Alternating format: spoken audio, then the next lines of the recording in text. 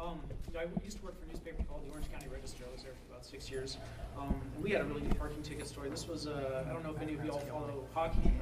The Ducks have a center named Ryan Getzlaff. He's a...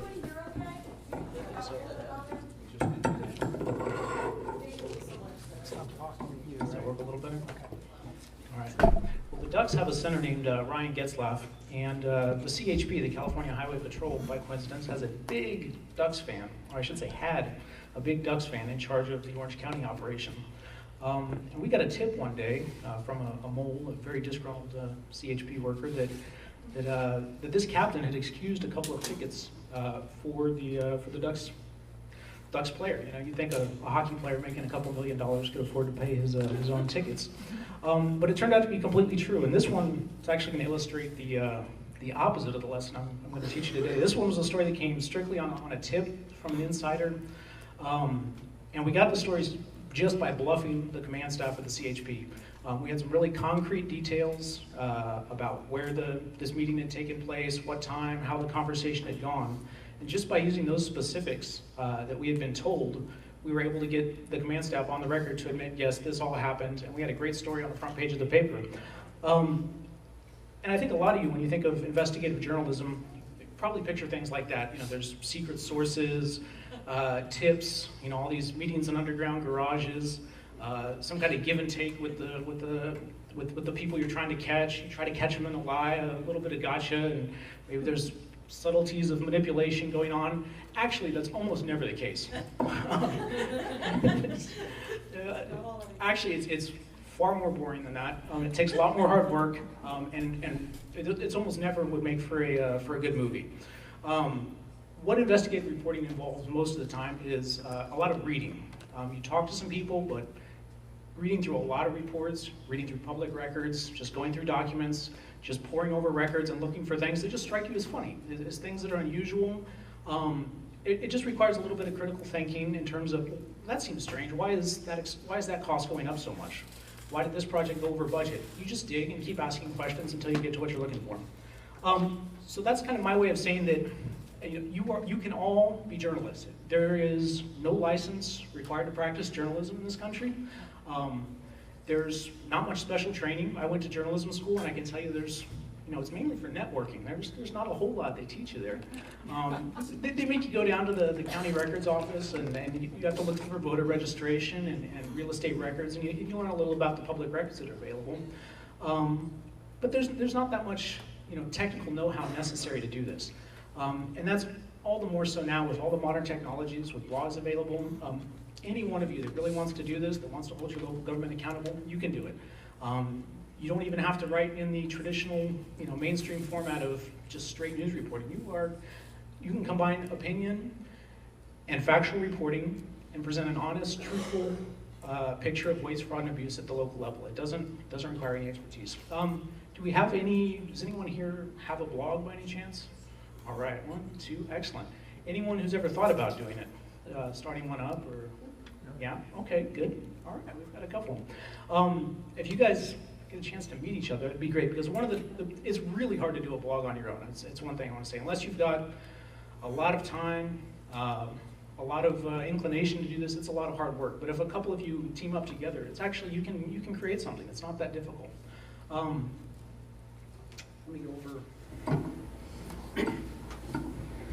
Now, Andrew Breitbart got a lot of this stuff started, and I think, he famously said, the same thing I did. Anybody can be a journalist. It doesn't require the special training. But the thing he didn't say is that anybody can be a bad journalist. It's really easy to be a bad journalist.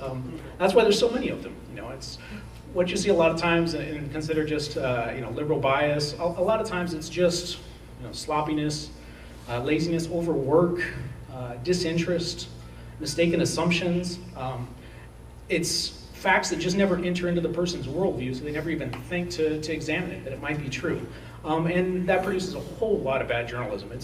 Some of it's malicious. There's a guy, Tom Farron, at the Cleveland Plain Dealer I've been going after a lot. He's terrible. He's a lefty, just spouts his own opinion, dresses up as fact. But most of the time, that's not the case. That's not what's going on. Now, whether you're a professional or an amateur journalist, there's nothing easier than doing the daily work of journalism. most of the time it's just taking down quotes, describing activities. This isn't rocket science. But to be an investigative journalist, you've got to push it a little further. You've got to go beyond that. And that's trying to get at a deeper truth. And that's one thing that I think a lot of newspapers, a lot of newspaper reporters don't do that well. Some of them come at it from a relativistic point of view. But because, how to put it, truth and opinion are not always that far apart. A lot of times when there's a very complicated situation with so many factors, there's no way to produce an 800-word story that accurately summarizes all the variables. Sometimes you just have to say, this is what I think is going on, and look for the facts that support it. And you may actually get closer, a lot of times, just following your opinion than the mainstream press will get with a he said, she said type of thing, right? If you do this sort of digging, if you take the time to go over these records and present it together, you get to tell people what it means. Most people, when they think of blogging, they just think, well, it's somebody sitting at home spouting off at the mouth, and there's plenty of that. We've all seen that. But that blogging doesn't have to be that. And I encourage you, if you have a blog, if you're interested in a blog, if you've ever thought of this, don't approach it in that way. There's nothing wrong with your worldview. There's nothing wrong with presenting what you think of things, but look for the facts. Look for, if what you believe is true, the facts are out there to support them. Find those facts, dig them up, put them together in a way that makes sense, and that's what convinces people. We can talk about liberty all day long, but if somebody else sees the world differently, they don't care about your thoughts on liberty. They want to see an actual abuse of power. Somebody, a government official, unaccountable to anyone who's abusing their power. Let me give you an example from when I was at the Orange County Register. Many times. If you put somebody else on the beat of covering social services agencies, right? You'll get a story about a kid who falls through the cracks, right? Somebody who, a social worker, either through neglect or through overwork, just didn't recognize what was going on in the situation. You'll get a very sad story about a kid, who maybe was beaten to death or was abandoned. And those stories are true, and it's fine, and it's good to put those out, but we've all seen those. If you put me on the beat, and I just grabbed the beat when no one was covering it, you'll get a very different kind of story. And it's just as true. It may not make the front page, but I'd write about a mother whose son was taken from her because somebody said she gave him too much Tylenol. I just came across a small little blurb in the paper. It actually mentioned something about marijuana at home, and that didn't sound right because medical marijuana is legal in California. So I checked it out, and it turned out that was the story. This mother her son had like 4 teeth coming in at the same time, was in a lot of pain. She was giving him a little more than you're supposed to, but it's not, she wasn't endangering his life. It wasn't several days in a row of this. But a busybody social worker came in. She had the tip of Tylenol. She came to the home with a police officer. This is despite the fact that in Orange County there's an injunction that doesn't allow them to come in emergency services because Orange County Social Services has already been sued and found liable for lying about the circumstances there. They came in, they saw the marijuana plants for which the father or child, we can argue about whether it's good to have kids near marijuana, but it is legal, he was within his rights, but she sure didn't like it. And they took this woman's child from her, and that, it may sound like a small thing, but as soon as that happens, those parents enter just a world of hurt. It is incredibly difficult to get social services out of your life once they're in there, And I'm not trying to, make a tough job harder. I know those social services workers have a really hard job, and you couldn't pay me enough to do it. But they abuse their authority like anybody else. That's not right, and we need to tell those kind of stories too. Most mainstream reporters just won't look in that direction. They won't look for that. I found another one, and this is, this one was even worse. It was one of the biggest scandals I found when I was there. There's this woman who, she messed up, I'll grant you that. She was a single mother in this country alone, I think she's from Egypt. And she got called into work on an emergency.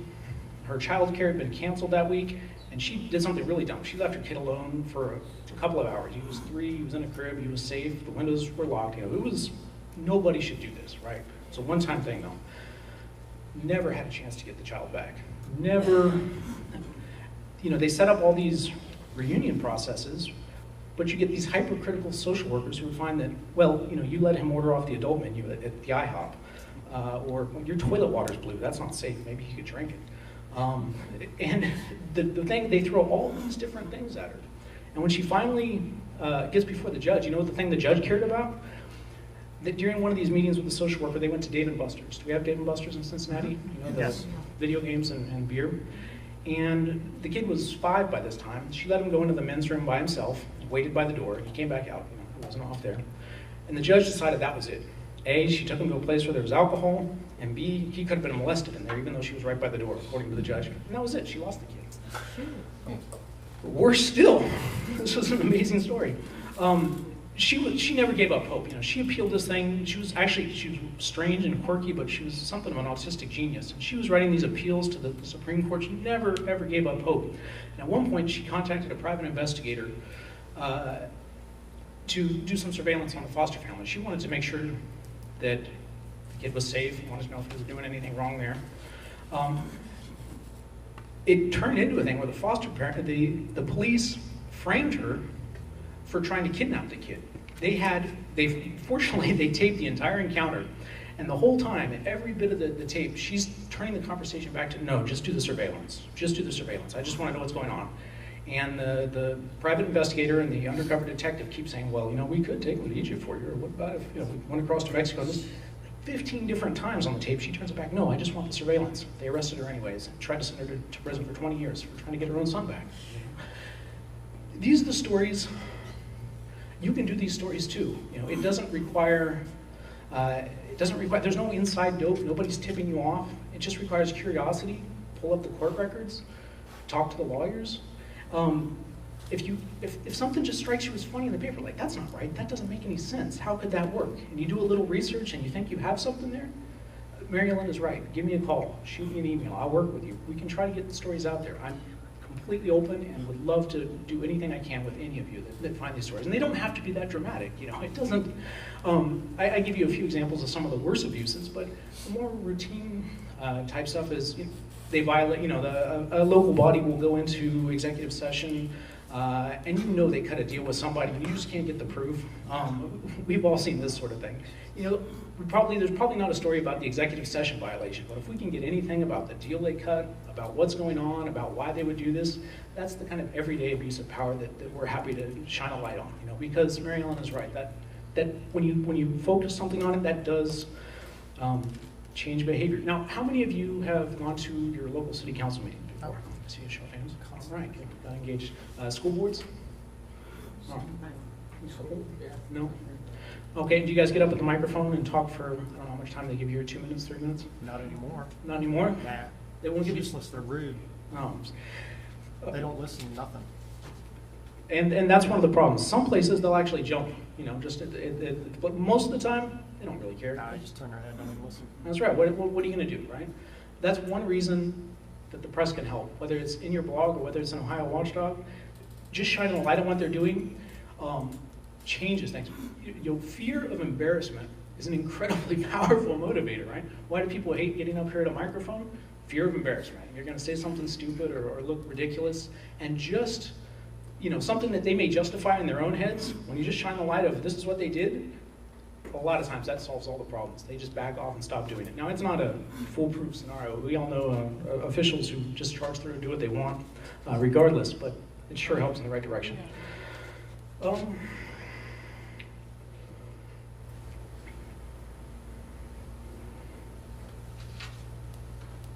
Okay, let's, I don't want to get too much into media criticism, but let me just say that, you know, at the mainstream papers, I talked a little about laziness, indifference, overwork, all the kind of reasons that reporters don't cover the stories that are important to you. I'm sure you all have issues that you care about that you just don't think are getting covered in the proper way.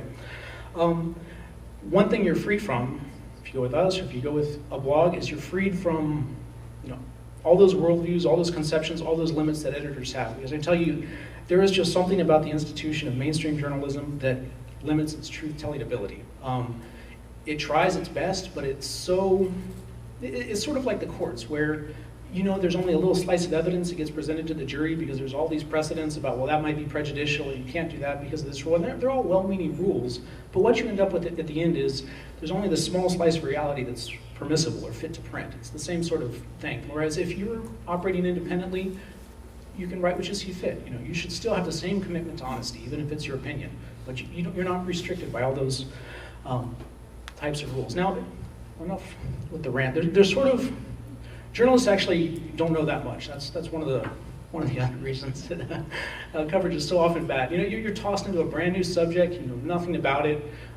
You just have to go with he said, she said, I talked to this guy and he said the other thing and I don't know what the truth is, but here's my story because it's 4:30 and the editors need it.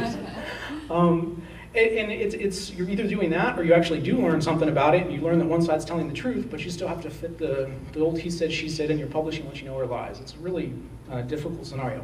But there is one thing journalists do know how to do. And that's they know where to look. They know how to find information. They know what sort of questions to ask. And that's what I'd like to go over with you today. Just a few of the sources, a few of the places you look. Some of these you'll know already. I hope at least a couple of them are new to you. Because like I said, it's very rarely is investigative journalism a matter of, I've got these secret sources giving me the inside dope. The problem with secret sources is, you know, what do you do if you get sued? The problem with humans is, what if they get nervous afterwards? But I've never had a document accuse me of misquoting them. You know, I've never had a report turn around and say, well, you pulled that out of context. Because it's right there, it's in the report. Anybody can see that what you're saying is the God's honest truth, right? So this is why I encourage all of you, you know, you may feel like your officials don't pay you that much attention, that they're not interested in what you have to say, but they're not going to tell you much about what's going on. But the records, everything they do is documented somewhere, and almost all of those are public and can be found. So if you want to know what's going on with any of your local agencies, there's a way to do it. Okay, so the first thing to ask whenever you want to know something about your local government is, has anyone else already asked this question? You know, maybe someone else has already done this. Let me give you one really simple example, and this is a story any of you can do, and it's a great story with just 2 resources. It doesn't require any digging. These all originated in public records, but they've now been put into a really user-friendly format. 2 websites. Go to the Buckeye Institute. All right, just Google it. I don't have the address. And the other is called globalreportcard.org. With just these 2 resources, you can tell a very global report card. Global, like the whole world. Give me a second to write it down. .org. You also email all these links? Almost all the rest of them are on this handout, but this one didn't occur to me until after I prepared it. But go ahead. I missed the first one. Sure. The Buckeye Institute, like Ohio, the Buckeye State. Okay, so what you can find at the Buckeye Institute's website is a database of the salaries of all the public employees in the state. Some of you, I'm sure, are familiar with this. They did some amazing work over there, compiled several years' worth of data. And now these salaries don't include all the perks and benefits that they get, which actually are quite expensive, but at least you can look at just their straight salary numbers, what they've got there. And at globalreportcard.org, what you can find is a comparison of what your local school district is doing, how they're performing in math and reading, compared with schools at the international level, at the national level, and within the state. So however you want to take a look at it, how are we doing worldwide? How are we doing compared with our neighbors? You can find it right there. It doesn't require you to put together any databases. So let me suggest a simple story. Look up your local school district. Compare them to a few others. Benchmarks, you know your territory better than anyone else. You know, what are the good school districts? What are the bad school districts? How does your school district compare? Then look at the salaries of the superintendents and the principals. See how they compare with the averages. You'll find some really interesting stuff really fast. You know, if you've got, Mary Ellen was telling me about one she found the other day where one of the highest paid principals in the state was at the top of one of the worst performing districts. You know, if you find that, that's a story by itself. You don't need too much more. And if nothing else, you know. And what you can do with this, even if you don't have a blog, even if you don't want to come to me with it, they'll be coming with a levy real soon. You can rest assured of that, right? And if they're performing that poorly, just get the word out. You know? Let others know. Put it on Facebook. Send emails around. Prepare newsletters. Just tell them this is how bad we're doing. Please. Is this global report just school oriented? It is, yes. So that's really neat. I think it's actually President George W. Bush's think tank is the one that put that one together. But it's a really interesting website. Excuse me. Yes. The public employee salaries, can any community refuse to provide that? No, that's public record. I mean, but, so anyhow, the Buckeye Institute has contacted each and every community throughout the state, and their information has to be at that site. Yes, I'm not sure if they pulled it from the state treasurer, if they pulled it from the individual institutions, but they've collected several years worth of data there. So. Right, thank you. So, and Matt Mayer, who used to run the Buckeye Institute, will be here later today. You're welcome to ask him more about that. Okay, here are a few more. I'm just going to run down the list. Some of these, may not jump out at you, but down the road you may remember, oh, I know where I can find that. We went over it during that watchdog training. So these are just some of the basic sources that any reporter goes to anytime. Now, there's sort of two ways to do journalism. One is, you dive into an area, you take a beat, you figure out how everything works, and then you figure out what's unusual about it. And the other, which probably is more relevant to most of you, is you'll have one particular issue that you're interested in, you ask all the questions you want to know, and you find those answers. Because we're going to cover a lot of territory, I'm going to present more along the first lines, how to figure out what's going on in your local community. Let's just go down the list. Claims. Right? Everybody who wants to sue the city has to file a claim. Anybody who wants to file any of your public agencies has to file a claim first. These are public records.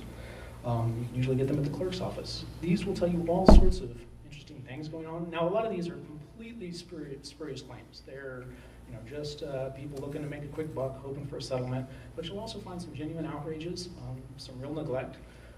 You'll find real stories in there. Just take them with a grain of salt, because it's usually just one person's opinion. I think my favorite story I ever got out of a claim, it's not terribly watchdoggy, but it was a good one. There was a fellow who was arrested out in front of a Newport Beach hotel, just drunk as could be. He was driving, sorry. And while the police were giving him his sobriety test, he wet himself. And so they weren't going to let him run off and use the bathroom, so he had to complete the test. But he was really embarrassed about the whole thing, so he decided to sue over it. Actually, I felt a little bad about this because it completely ruined his reputation. If you Googled this guy's name, that's what came up. This guy wet himself while drunk in front of a hotel. But it's if you have a blog or you're interested in readers, that's certainly there. And the city did not settle in that case. If that were a settlement, then it would be a genuine, hardcore watchdog story. If you're paying off guys for that reason. That leads to the next one: settlements. These can lead you to some really interesting stories, especially if they're settlements with city employees. These days, it doesn't matter how wrong what you do is. You usually get money if you're let go from government. We had in Orange County an assistant sheriff who was utterly corrupt, sent to jail for a couple of years, but they didn't quite go the right way. He got a $900,000 settlement to just take off, $900,000 for a criminal felony. You've got ones, sexual harassment's a real common one. You'll have somebody who had a little too much to drink at the Christmas party. They grab somebody, said the wrong thing, and they get $100,000 to leave off. So if you see a nice big settlement, somebody's getting let go, a lot of times there's a story there. Lawsuits, keep an eye on this. Just search, I think we've got the Hamilton County URL in there, but if any of you are in other counties, it's really easy these days to keep an eye on lawsuits. They're all online. Just search your city name on a regular basis. You'll be surprised what comes up. It's a way to catch. Expenses is always an interesting one, especially if nobody's been looking for a while. If this is an area you think, if your community hasn't been getting that much coverage, a lot of times they start to get, play a little loose, run up a few bills. They don't think anyone's watching. And you go back and look over their expense reports, and you can find some really interesting stories this way. Now there's two things to ask for here. One, you want to ask for expense reports. Two, you want to ask for any credit card statements. Either one can come in, and ask for the receipts as well. These are all public records. And you can find out if anyone's been doing what they shouldn't. We had a police chief get canned while I was covering the town just for that reason. He was driving all around western United States, filling up gas on the city card. Wasn't the worst crime in the world, but you can't take your vacation on a public dime. Cell phone bills, cell phone text messages. If they're sending texts on a city-paid phone, that's public record. You can get those.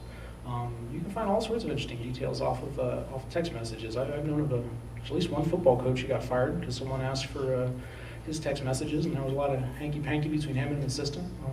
I guess there's a public watchdog angle. It was probably on taxpayer dollars, but that's more, prurient interest, but it's still a legitimate story. Excuse me, are you saying that these are all available online? No. You have to file a public records request for most of these. I'm sorry, I should have been more Public clear. records request from where? Just send them to your city officials, to the clerk, and I usually send them to multiple people so they can't say that they didn't get it. Send it to the mayor, send it to the city clerk, send it to whoever else they ask you to, if there's a city administrator in your city. But just file them, and Maggie's going to be going over this in more detail in a little bit in terms of how they get it back to you. But most of these things, most of these categories you would get through a records request. She's going to tell you some of the ins and outs of how to fight those battles, because they don't always cough up what they should. They often find a legal excuse to duck behind, and that's a whole other matter. But these are, you'll be surprised. A lot of cities, they've got administrators or mayors who are just by the book guys, and they will comply exactly with what the law says. Others that are shady and will pretend that the law doesn't require them to do anything. So I can't tell you how your community will be. Let's see. Pay logs. Most of your public officials get a little extra per diem or something for any meetings they attend. City council members don't just attend city council meetings. A lot of them are also on water boards, on transportation boards, on other, it's the same circle of guys that are involved in public life. They get paid for all these meetings they go to. You can ask for records of what they get paid. Some of these guys, it actually adds up to a pretty nice sum just for showing up to meetings. And then if they didn't actually go to the meeting, which you can also check from public records because they take attendance at these, then you've got another story. You've got somebody that's taking money for meetings they didn't go to. Monthly check registers. This is when a few cities I've seen put this online. Generally, you have to ask for this. This shows every check the city's cut, and there can be some really interesting little stories in there. You wonder, sometimes some consultants come in unannounced. It was on the mayor's administrative fund or something that wasn't approved by council. You can find you see some names you recognize, some buddies of somebody that are on there. You can find all sorts of stories just by reviewing the monthly check registers. And this is also a good way to cross-check what they tell you if you're doing a story on city official pay, on what they may give you a spreadsheet that shows, yeah, we make this.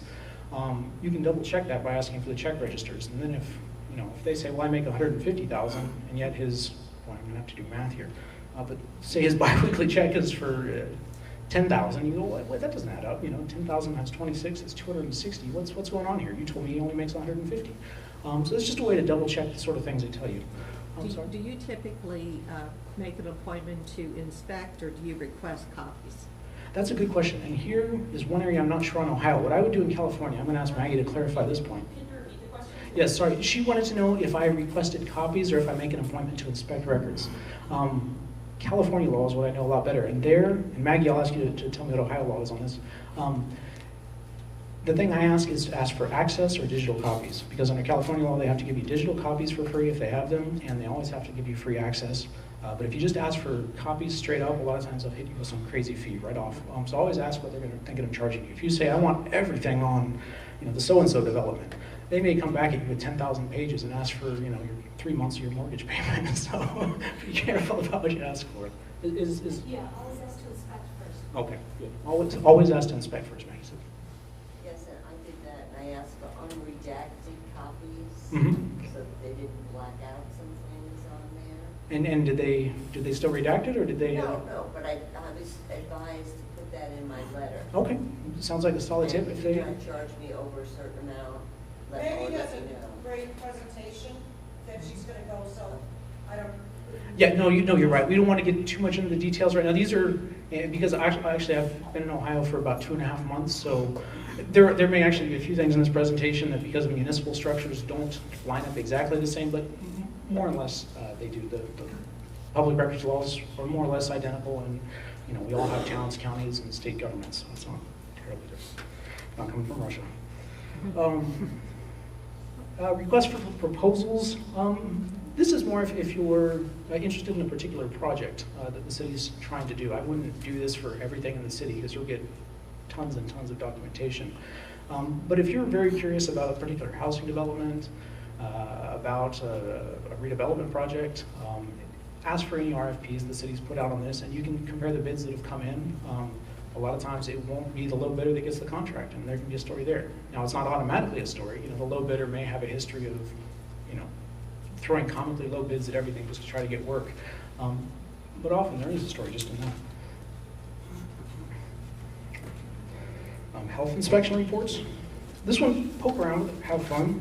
We had a great story on Angels Stadium, actually. It was one of the big violators in Orange County. You'd think that stadiums would have their act together, but they had something like 200 different issues with rats and cockroaches, and they had to shut down the Angels home for a couple of days to clean everything up. So just poking around with health, and actually Hamilton County does have these online. You can just look it up by address, and they've got a history of all the violations at a particular location. So, yes. I have a question about what you said just a moment ago. You said on the proposals for a certain project that if you don't find anything, that's not a story. To me, no, you're right. It's a story. Simply saying that all this research was done and the city's doing it the right way. I mean, it's still a story. It's just not a dirt type story. Sure, if you'd like to. I mean, it's not. There's an old saying in journalism that we don't report the planes that land on time, or, the planes that land successfully, or the trains that arrive on time.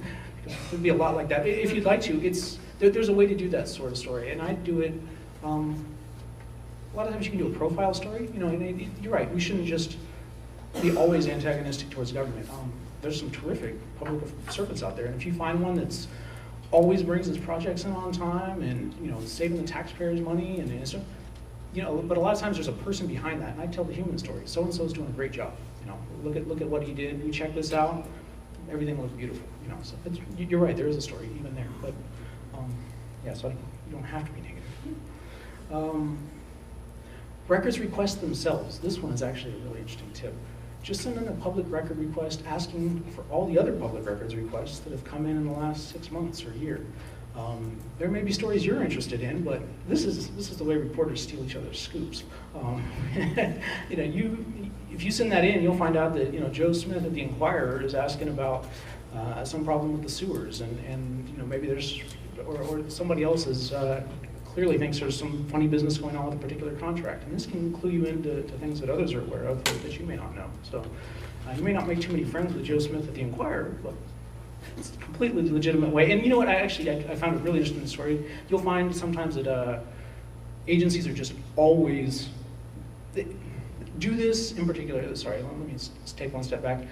If you think they're giving you the cold shoulder, if they're just not being responsive, they're giving legalistic dodges to everything you ask for, they're just refusing, ask for the others, and then you can show it's a pattern. They're just breaking the law here. They didn't respond to his request, they didn't respond to her request, they refused to give this, and you can write a story about how this agency is just refusing to follow the law and just completely disregarding what citizens want to know about. My absolute favorite public record, and so far we've talked about school boards and city councils, but law enforcement is also a worthy subject of watchdogging. Nowhere does the state have quite so much power. They have power of life and death there, and they also have tremendous amount of discretion and leeway in terms of what they choose to prosecute, the sort of deals they cut. We've all seen stories of outrageous plea deals. And I don't mean, I say this with a lot of respect for the job they have. It can be very difficult with the limited resources if you're a district attorney to decide what to prosecute and where to cut a deal. They have to make a lot of hard calls. But it's a worthwhile area to keep an eye on, especially if, I don't know if any of you like NCIS or any of these detective shows. You may be interested in this next tip. And this is called return to search warrants.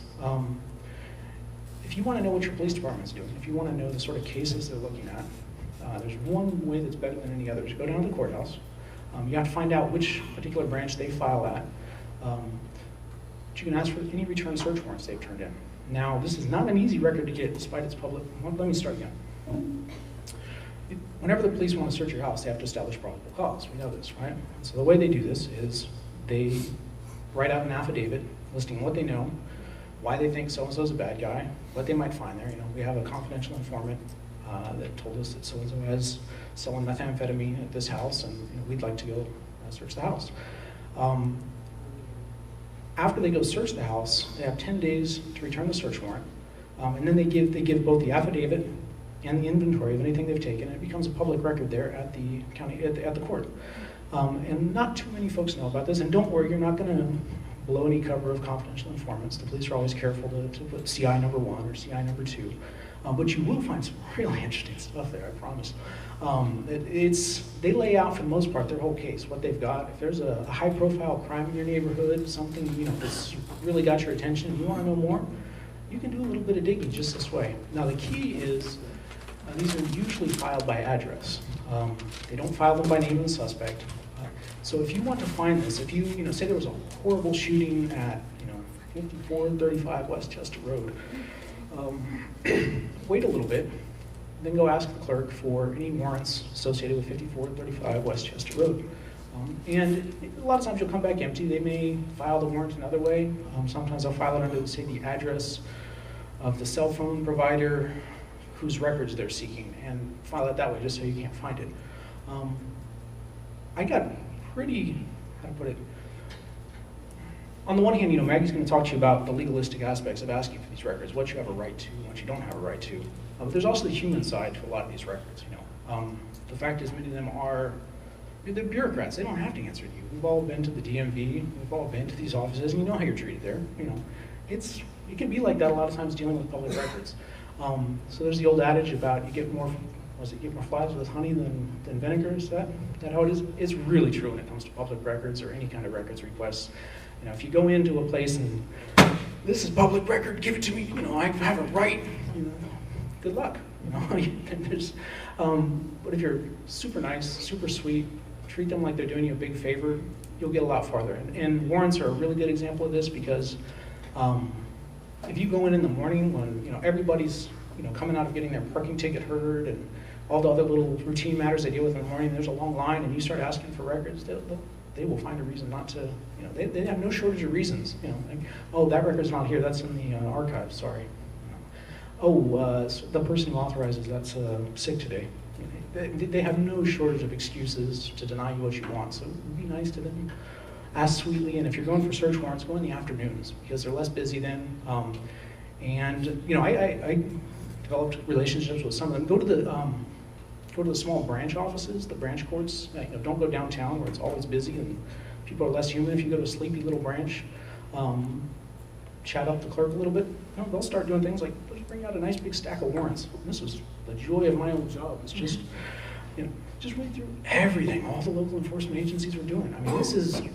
The routine police work is boring. It's responding to calls, and it's domestic violence, it's traffic accidents. What the detectives are doing is really interesting, and here's where it comes to the watchdog angle. Aside from just what the police are doing, most of them are super conscientious. I'm a huge fan of detectives, and I would always give them a call to let them know, hey, I've got this. Is there anything? Are you worried if I can print this? Just to give them a chance to say any concerns they might have. You don't want to interfere with what they're doing, but you do want to keep an eye on certain things because you'll find things like.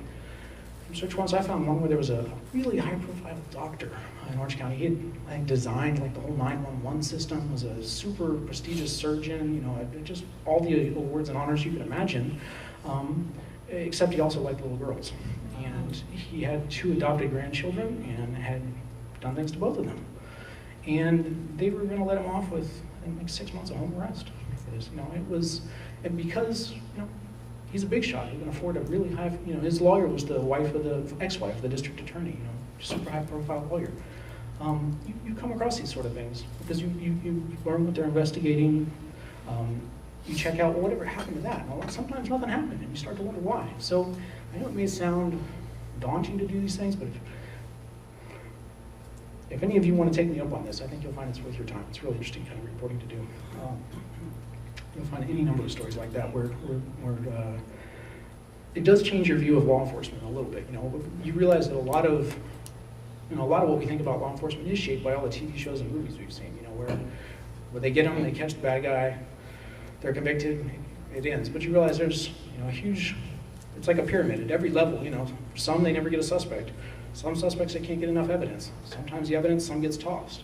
Then there's the plea deals, and then only a small percentage ever end up, necessarily going to trial. So and at any one of those levels, there can be abuses of power, abuses of discretion, things you look at, and that make for really fascinating reading too, which is worthwhile. Yes. Didn't the Patriot Act somewhat change the search warrant procedure? I think that's more for when they're, that's for the feds. They don't need to come to your local court anyways. They do have a separate procedure. And, But the Patriot Act did change this. yes, I've tried to find FBI warrants, and I've gone through, and every single one will be sealed. It's just, they've got a different procedure, and you won't get anything from the FBI. I don't know what, yeah, you can check out local law enforcement, but good luck with the FBI. I was Yes. gonna say, most of those warrants that they apply for comes out of the FISA court, Mhm. and even the court is classified. Right. So Even if you're trying to get something from them, you can't get FISA. good you luck can't- trying to find them. You can't get anything at the, they also do their more routine stuff that's not national security related. They do through just your local federal court building, but they're all sealed there too. I've gone and looked, and you won't find anything. I've got a personal tip. I am involved in a case where I was the victim of some police misconduct. Mhm. But when I made a public records request to get some invoices or whatever that would have related to that, I made the mistake of mentioning in my request that I needed it ASAP for this court thing. Mhm. Well, the police immediately said, with this little thing that they quoted, if it's a pending case, we cannot provide blah, blah, blah, because it's in the courts. Okay, I couldn't get it because I was the one who was the accused in this particular thing. But my friend, as soon as they told me they wouldn't give the records to me, I just sent an email over, as a make a request for this. They filled it for her, but would not fill it for me. Interesting. Wow, that's fascinating. That's exactly the opposite of California. If I want a police report and I'm not a party to the case, I can't have it. If I'm the party, then I have a right to it. The defendant, I should say. The other good way to get, and the reason I encourage search warrants is because law enforcement, by and large, is like that. They're not terribly interested in you looking over their shoulders, and with good reason, but it's not necessarily the last word. So you can get things out, you can get things from defense attorneys. They're the other good source. Everything has to come out in discovery. And sometimes, not to stay on the subject too long, actually all the evidence becomes public record after the trial. So I've also found some great stuff just by going through and looking at everything that was presented at the trial, and you can just look through it on your own. Because there's some cases that even after they're settled, there's still some wrongdoing to look at. But let's move on to probably most of you I trust aren't going to go out there and expose your corrupt cops, because most of them aren't corrupt, they're good guys. Domestic court records. I don't know if any of you have been through unhappy divorces or child custody cases. Crazy stuff happens in domestic court. It's really the opposite of civil court and criminal court, where everything is very methodical and well thought out. My experience with family court cases is it's hearsay, it's people yelling at each other, it's 10-minute hearings, and then it's on to the next thing, and the judge makes a decision based on weird subjective impressions that may not be backed up by the record. And the reason I bring up this is there's two kinds of stories in particular you can find at divorce court. One is, and this is the more serious one, whenever you hear of a case of domestic violence in your community, man shoots woman, woman shoots man, I bet at least a 50% chance or better, you will find exactly the reason if you go to divorce court. There are, sometimes it's just an evil, you can tell that one part is just evil, just awful, but a lot of times there's some really unjust ruling by the judge. I covered a story where, it was one of the worst stories I covered. This was a mother who was convinced that her husband was molesting her two little daughters. Just cute, adorable little 2 and 4-year-old, two and 3-year-old. And they thought this judge was going to take them. She had custody. She was going to take them and give them to dad. And there was very credible evidence that this man was a molester. And they left during a lunch break and went back home. And for a completely unrelated reason, there was a sheriff's deputy that pulled up at their house right then. I think there had been some yelling, but it had nothing to do with their court case. They saw the sheriff's deputy. They had heard the way that things were going in the morning. They were sure this judge had sent somebody to take the kids away, and there was a murder-suicide. The grandmother, the mother, and all the kids dead right there.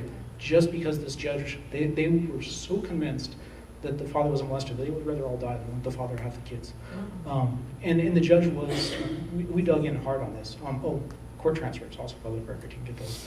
And the judge was just ignoring the law entirely, just going with his own opinion. They had evidence, witnesses that would testify. This is what the little girl told me your dad did. This is what he wouldn't hear from. He thought there was some some part of the law that, you know, only people who've taken a certain kind of class can testify in this court. And it's just, there's no basis for it. It's just, that's the way they usually do things. And they're just not, I don't want to say they're not real judges, well, they're not real judges. So there's that, and then also, you can check out just if you want to, if there are, how to put it, let's say, we gave the example earlier of the settlement, you know, say your planning director is let go with a $50,000 settlement, and you're asking for reasons why. One thing I would do is look him up in divorce court. A lot of times you find really interesting things there. You'll find, you know, you may find that it's not always going to be the case, but, you know, he may have a drinking problem. He may, you know, be a serial harasser of women. He may be any number of things. And then you start to get an idea of why he may have been let go from the office. This isn't a huge resource, but you can find out, you know, when it comes down to your tax dollars going to pay some guy because he drinks too much. You know, that's the story. That's a real issue. PACER, this is the federal court system. I bet you've used it and a few of the others. The federal court website is fantastic. You can find just about anything you want in there. You have to pay. You have to set up a little account, but they're honest, and I think they charge you like 8 cents a page. It never, if you're like me, you hate entering your credit card online and leaving it to somebody just to charge what they want, but it never comes back to bite you. I've never had an issue with it. And once you get the documents, you can save them. But you can find, of course, anything at the federal level, bankruptcy stuff, tax cases. You know, if you're looking up a local business that you think is just, if you're writing a story about a corrupt local business that's getting its way in politics and they've had a bankruptcy case, a lot of times you can find out, you know, some of their dirty dealings in their bankruptcy cases. What is this resource? It's called PACER, P-A-C-E-R. Just Google it. It's an acronym for something for the federal court system. Public access to court electronic records. Boom, that's it. There we go. But look it up. You can find that. You can also find if there's a lawsuit against your local police department. Those tend to be civil rights cases, and they end up a lot of times in federal court. Sometimes they're settled locally, but you can find out the details there in PACER. And if there's politicians you don't like, you can look them up in any of these places. Building records. It's a so-so source. This can be interesting if you think if you're into development issues, whether you're a free market person or a slow growth person. It's kind of interesting that we may be libertarians, but when it comes to local government, sometimes we want a few restrictions on development, but not everybody. You can check out if it's just, you know, you have a subjective impression that there's a lot of growth going on. You can just pull kind of aggregate how many permits have been pulled. You know, if last year it was, you know, 500 and this year it's 20, you know, you have a story there. You have, you know, developments at a halt. The local economy is doing terrible, you know, and vice versa. Correspondence. This is really good for. This is really good, actually. Maggie will go over this some. Ask for emails. Don't ask for so much for memos and reports all the time. Just ask for emails between certain officials that would be involved in an issue you're interested in. You'll find some stuff that way, always. You'll have less luck getting correspondence to council members. They all have an official account, but almost none of them use it specifically for this reason. They all use their personal Hotmail or Gmail accounts. And technically, that's not supposed to be a cover, but practically it is. They just don't share their own personal email accounts unless you want to sue. You can't really make them. But you can get discussions between staff, and a lot of times you find out that, you know, the reasons, the publicly acceptable reasons that are presented aren't the reasons for which a decision was actually made. You know, they're, for example, school districts, you would be stunned at the number of decisions that are driven by the need for special ed kids.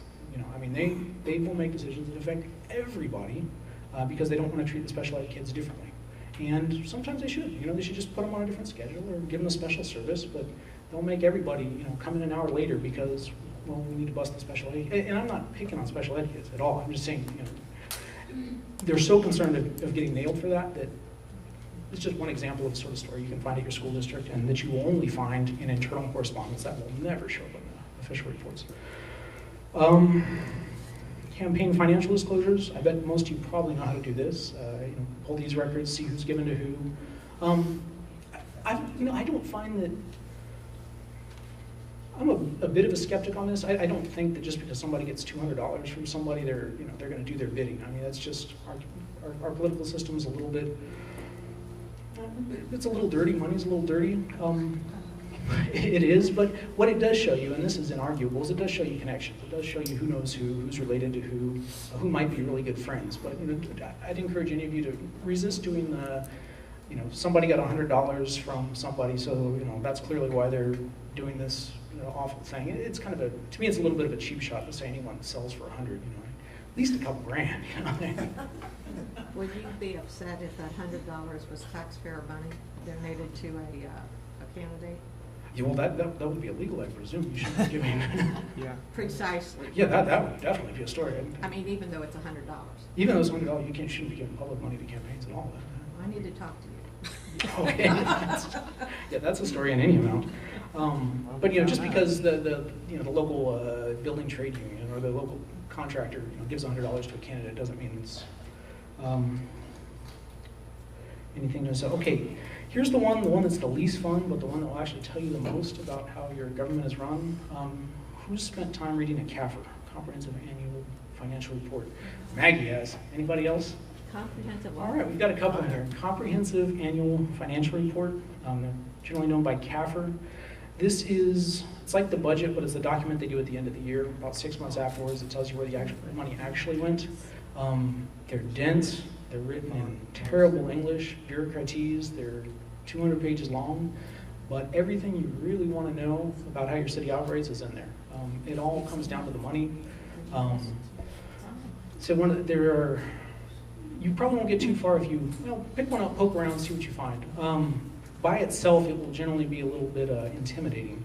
But as you grow into it, you will know exactly where to look. 2 tricks for writing any sort of stories about your city budget and how they spend their money is just compare it to something. Because there's a few math geniuses who know exactly what numbers mean when you just tell them, but most of us, you say 25 million this, 50 million that, I don't know, is that a lot, is that a little, is that how much things cost? You have to compare it to something, so you have a frame of reference. So compare it to what the city did the year before, 5 years before, 5 years in the future, and compare it to other localities. It takes a little bit of work, but one thing you can do, and I've done it before, is take a couple of similar sized cities, take a few major categories in terms of revenues, and just look at where the money goes. And sometimes this is already done for you. You can find some almanacs if you Google them that will have already broken up this data for you. But you can find, one city that spends 80% of its budget on salary, and another that spends 45% on salary. That tells you something. Because the city that's only spending 45% on salary, you bet their roads are paved. You bet they're filling in. The parks have grass. I guarantee the city that's spending 80% on salary, has potholes, has parks that are going to waste. Kids can't play in without scraping their knees. Because it's real common. One of the biggest stories that the local media rarely covers is just how much our public employees and public servants have just plundered the budget. Not to put too fine a point on it, but in any number of localities, you'll find that just a tremendous amount of the budget just goes to pay themselves. That's the first thing that's important is getting paid, and what's left over, maybe you can pave a few streets. That's not true for every city, but you'll find it in plenty of them. So the CAFR, I'll spend a little bit of time with that. The budget's kind of similar. Here's one more. Guidestar.org. It's on here. What? Guidestar.org. Guide star.org. This is a terrific reference on charities, on anybody who claims to be because you'll find sadly that there's a tremendous number of organizations out there that try to take advantage of our good faith and will present themselves as charities, and they're really just taking your money. It's sadly common. So anytime you're thinking, if you hear of a nice cause and you'd like to do something to help them or promote them or pass forward, just check them out real quick. Check them out on guidestar.org. See if they're actually a 501c3. You can get 3 years, if you just sign up for a free account, you can get up to 3 years of tax records for free. And that can tell you, is the president paying himself $150,000? It's, are they actually spending the money on what they say they're spending? But it's always worth doing if you're writing about charities or community events, community organizations. And just because they're not in there doesn't mean they're not legitimate. Some are just too small. But follow up with them specifically. If you don't find them in there, ask them, are they in the process of applying? Can they show you anything else? Because it's among the most kind of common kinds of scams, and it's a really common form of fraud and abuse. I think the last thing, yes, the last one. Oh, then I'll give you one more example. Is that just Ohio or is that? No, that's national. So you can check out, you can, if you want to see the United Way's last 3 years of return, you can look over there. Yes? But there is no set amount that has to go to the charity, is there? No set percentage that must go to the charity to make it legal? I'm not sure on that. I don't think so, but there are federal guidelines on how much should. There are, and you can, those, just Google those terms, guidelines for charity donations, and there are definitely some best practices that it should be.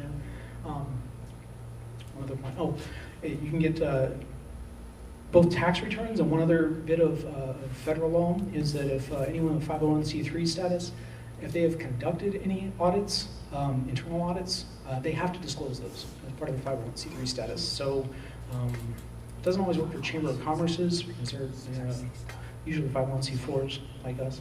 But for 501c3s, if you have a feeling there's something funny going on there, demand to see any audits they've done. Or you might ask politely first just to see, and they'll assure you, of course we've audited. We watch all the dollars, we audit, and you just say, oh, well, could I have a copy, please? The auditor of state for Ohio has all of the audits they're done for municipalities, but what they don't put online is the management letter.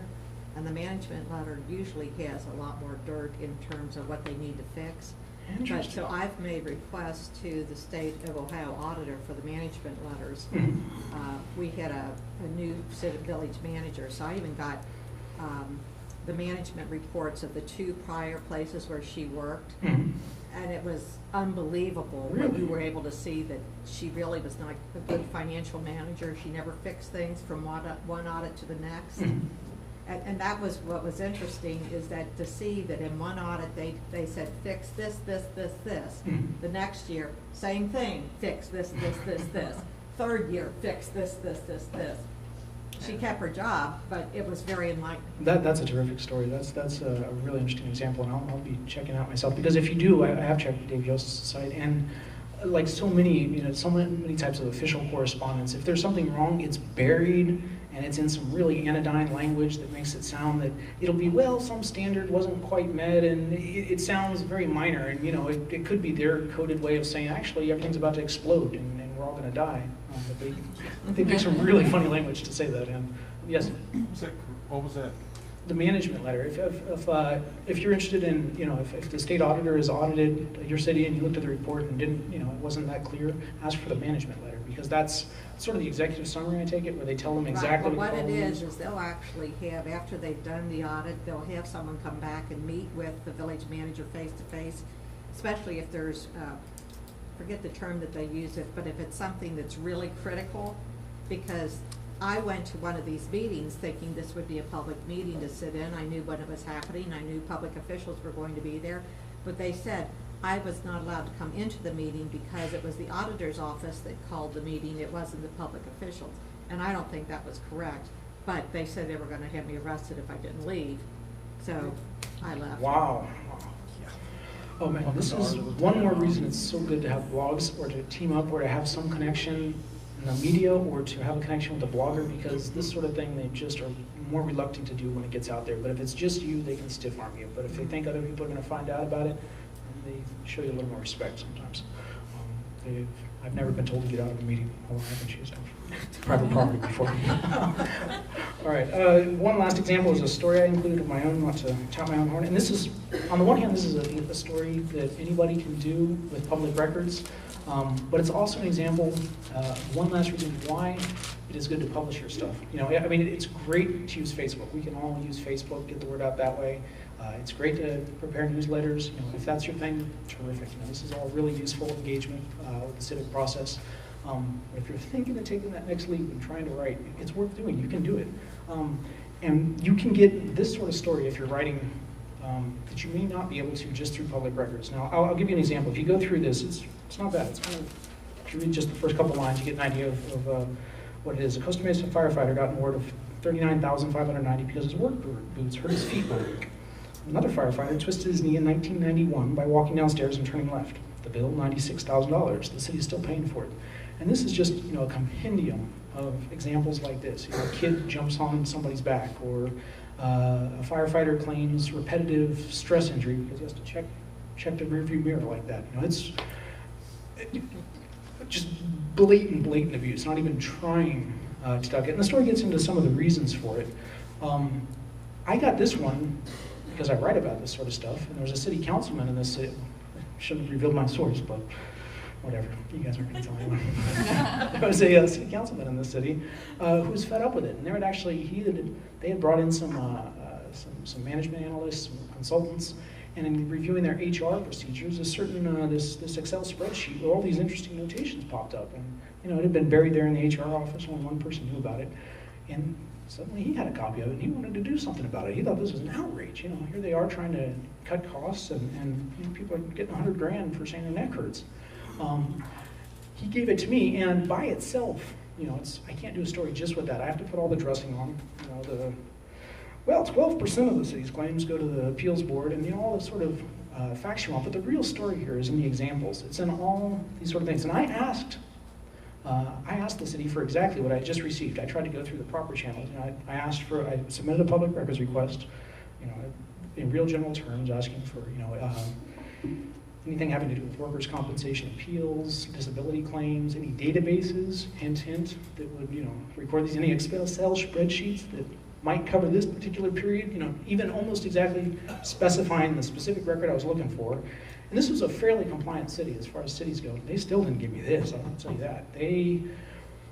Because these days, so many records are digital, they have a little bit of leeway in determining, even if they want to be somewhat honest, in determining what really is a record. Because a lot of times it's you take a database, you enter this function, that function, that function, this is what I want. Now I have a record, but until I hit that, I didn't have that record. So they can pretend they don't have a record and not give it to you.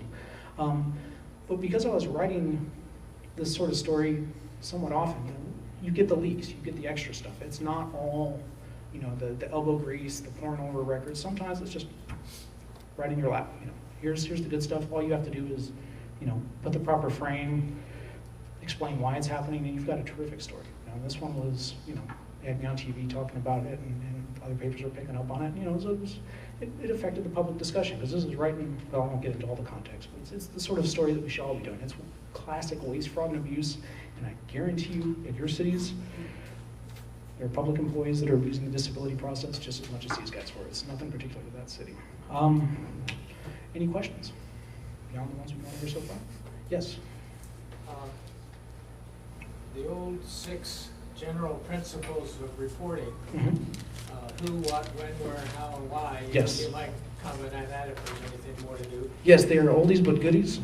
And go ahead, second part. And a second point that's not related, if you want to. Sure. He's right. There's an old, one of the first things you learn in journalism school is who, what, when, where, why, and how. And those are as good as they've ever been. Especially, news writing isn't that hard, but here's the key. Try to get who, what, when, where, and at least those ones in the first 2 sentences. If you can fit it all into the first sentence, terrific. Now you're writing like a news writer. But at least get those things up there in the first 2 sentences. The why and the how takes a little bit of time, and that's usually your story, what's going on there. But if you, just in terms of, if you want tips on how to structure what's different about news writing than writing an essay, it's that who, what, when, where, why, and how. Yeah. Oh, he had a second part. Oh, I'm sorry, go ahead. You talked earlier about quality of reporters. I was interviewed a couple months ago on an issue, and the reporter kept asking me, well, why do you think this person did that? Or why do you think this person said that? And after a couple of times I said, this guy's asking for opinion instead of facts. You're right. And I just had a tough time ducking it all the time because he wasn't asking the right question. I had that exact experience. I was on KCRW, which is the local public radio, and a terrific, unopinionated journalist named Warren Olney. He was wonderful. I've been listening for years. I can't tell you if he's a Democrat or Republican. The first thing he asked me about the story was, well, why did they send these layoff notices? Come on, is there really a financial problem, or are they just, evil Republicans? I may have an opinion on that, but I'm certainly not going to express that on the air. That's my opinion. And that's a really good point. The general point is, it's good to be aware of people's motives, but don't go slashing people's motives and assuming the worst about others. They most likely, what's the old expression? Never assume never assume evil intent or incompetence will explain it. You know, just a lot of times it's just stupidity or incompetence. It's We not. kept looking, but the story never made the paper. Well, you wouldn't give him the quote he wanted. That's what he wanted. How would you make you said make comparison of like communities, but is there a particular, does the Buckeye Institute say that you can put in, like, my community is 3,600 people in 1 square mile? Would it pull up all the other communities in the state that would be that size with that population? Could you No, make- that would just, I would just go by your own knowledge of, you know, like communities that would resonate for other people. You could, for example, you could tell me what communities are like Westchester and which ones aren't. I can't. I'm not from Right. this region. I don't know the area, but you could, and everyone else who reads you would know. So you could just pick similar ones. So if you pick up similars, and then the other thing that I was just curious, do you have an opinion on statutory versus charter government?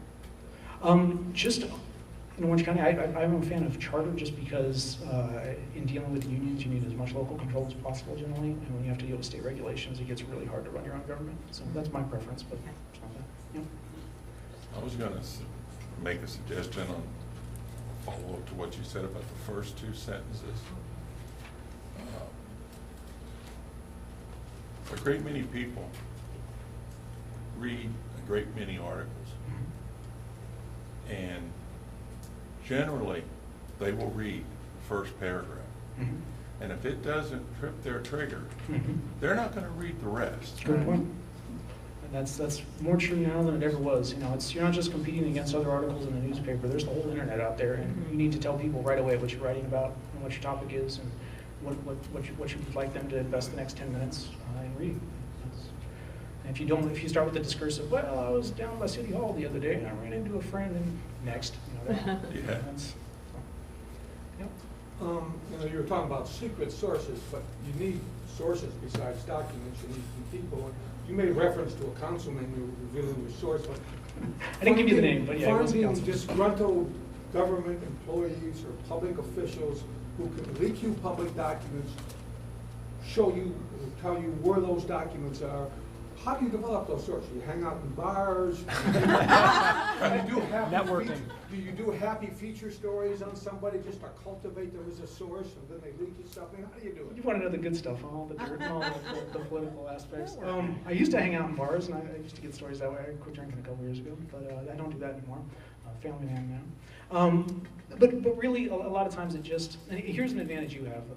The news media has to do the he said, she said thing. And if you have a clear point of view, if you're, you know, pro-liberty, anti-waste, fraud, and abuse, there's probably an elected official on your board, and they'll start to identify with you. And you may not get dirt from the other side, you may not get stuff from the other side. You should still contact them, you know, get to know what they have to say, try to think the best of them and know what they're trying to do. But if you're hitting one side, they'll be interested in feeding you. They will consider you a source, especially if nobody else is writing about this. In a lot of communities, if you start a blog, you will be, you know, the New York Times of that community, and you will get those leaks. But start with the records, and then, you know, develop relationships the same way we always do. It's just, you know, go have coffee with someone. You know, it's really, but you kind of have to take the initiative to write before they'll take you seriously. You know, if you start out with some things and they say, okay, this is, if I give this guy something, he can do something with it, then they'll be interested in you. Sorry, are we out of time? Yeah. Okay. Thank you all very much.